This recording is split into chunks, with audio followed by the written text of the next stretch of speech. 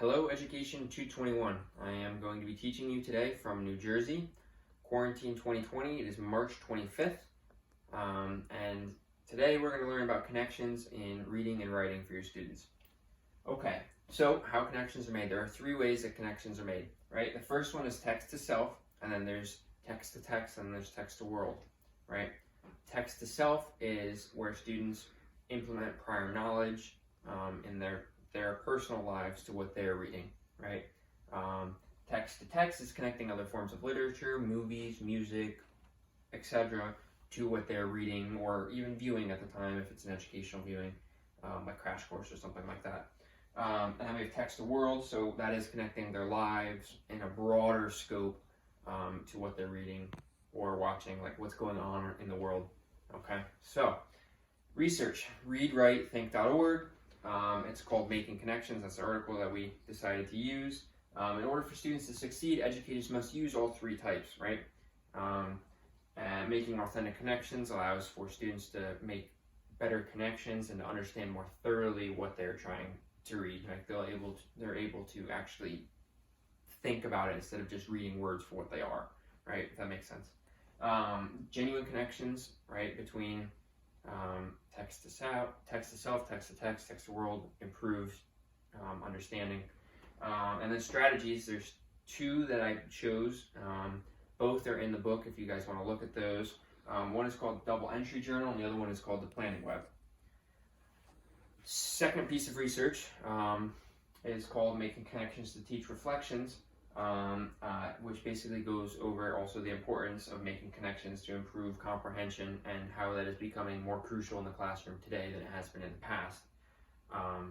And then when students make connections with unfamiliar text, their prior knowledge allows them to understand how it is relatable, and then to actually understand what is being stated in the article and not just read it and then regurgitate it. They're making connections to different pieces of it.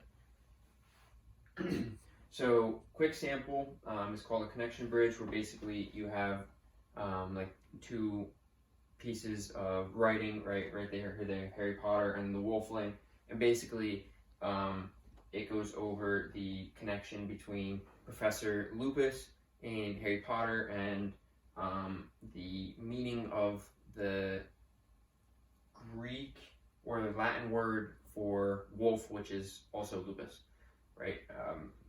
So basically the student made a connection between Harry Potter, which is very prominent in both books and movies, between a less prominent work, and that helped them understand what was going on and what that word means, and they'll probably not forget that. Okay, second sample is basically, this is how you make your students understand what text to text, what text to self, and what text to world means, and how they can use that for themselves. So basically they just have examples, and then they'll flip over which one they think it is, and then the correct answer will be on the back, and then they'll understand how text to text, text to self, text to world actually works, and how it can help them learn. Okay, so why do they need to know this, right? So making connections before, during, and after reading allows the students to make sense of new information, right? We've been over this. Making connections is proven to help students better comprehend what they're reading, right? They understand at a deeper level more than just face value. They don't just read it for, here's 5 words. Okay, I'm never going to use that again. I'm just going to regurgitate it for the quiz. Now they'll actually understand what it means, and maybe they'll use it again later. By making connections, students can get an idea about what the reading is actually about, and then they can create a response, right, to class discussion.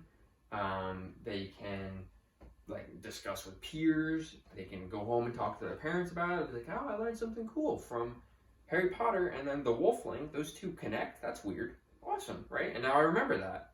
So that's why text to text, text to self, and text to world, and making connections between text and life is important for students, because making connections is more than just being in the classroom. It's learning and being able to actually use what you're learning in real life.